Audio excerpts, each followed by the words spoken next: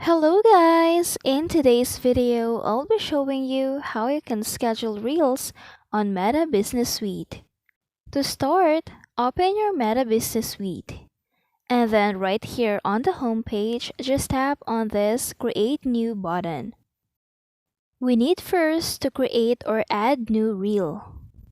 Now we just need to select a video that you want to post as a reel.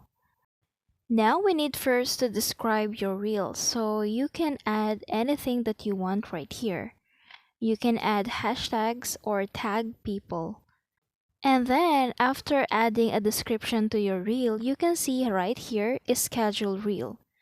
And then you can now schedule your reel, for example, if you want to do it today or for any other week or any other day that you want. You can also select the time that you want your reel to be posted. Now, after selecting the day and the time, just tap on Schedule. And that's it. I hope this video helped you out. Thank you for watching. Don't forget to like and subscribe.